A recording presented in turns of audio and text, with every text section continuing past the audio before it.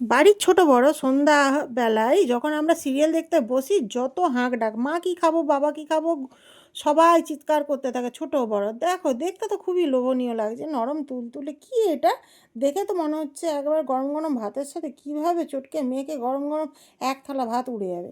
তো বানাতে গেলে তো একটু কষ্ট করতেই হবে। ব্রেকটা হলেই ছুটতে যাবো এবারে রান্নাঘরে, যেমন করে হোক রান্নাটা বানিয়ে এইবারে আমি দিতে পারলেই বাঁচি।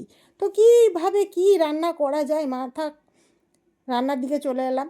দেখলাম ফ্রিজ খুলে সঙ্গে সঙ্গে ফ্রিজে এই যে ফুলকপির রানী বসে আছেন। তো ফুলকপিগুলোকে ঝিরি করে আমি গ্রাইন্ডারে এরকমভাবে কেটে নিচ্ছি, ঠিক আছে? এরপরে এইটাকে আমি সব রকম একসাথে রেডি করে নিয়েছি থালার মধ্যে।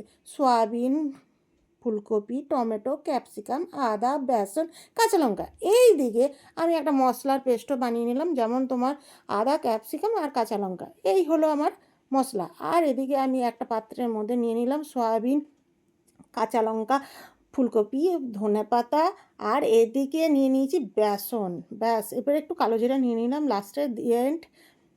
এইটাকে ভালো করে চটকে মেখে ভালো করে আমি ছোটো ছোটো ডুমু ডুমু করে বেসনের মতন যেরকম ফুলুরি ছাড়ে সেরকমই এটা ফুলুরির মতন ছাড়তে হবে।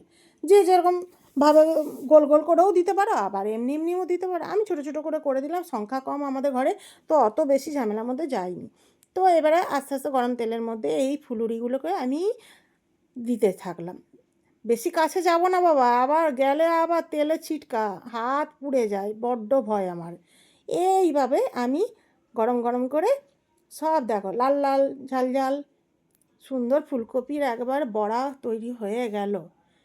দেখছো কত লোভনীয় হয়েছে? শুকনোই খেয়ে উড়িয়ে দেবো, এত সুন্দর। এদিকে আমি ক্যাপসিকামগুলো ভেজে নিলাম। আরে আমার সিরিয়ালটা আরম্ভ হয়ে যাবে বন্ধুরা, আমাকে তাড়াতাড়ি করতে হচ্ছে। এইদিকে আমি জিরা ভেজে নিলাম, মশলাও দিয়ে দিলাম, যা মশলা ছিল একটু কাঁচা পাকা ভাজতেই থাকতে হচ্ছে, আর সিরিয়ালটা যদি আরম্ভ হয়ে যায় এপিসোডটাই শেষ হয়ে যাবে।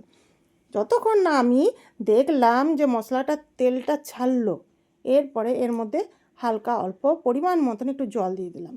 নুন হলুদ তো জানোই, তো সবাই তো জানে নুন হলুদটা কীরকম দিতে হবে, যে যেরকম খাবে সে সেরকম নুন হলুদটা একটু দিয়ে দেবে, অ্যাড করে দেবে, ব্যাস। এবার বড়াগুলো আস্তে আস্তে ছেড়ে দাও। জিভে আমাদেরই জল চলে আসছে, এত লোভনীয় হয়েছে। ক্যাপসিকামগুলো ছেড়ে দিলাম, বড়াগুলোকেও ছেড়ে দিলাম।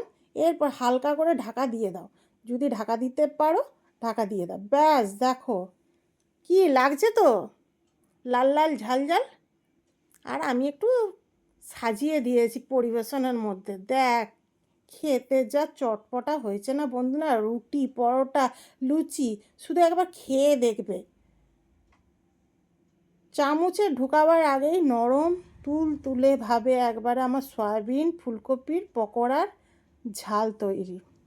দেখতে কত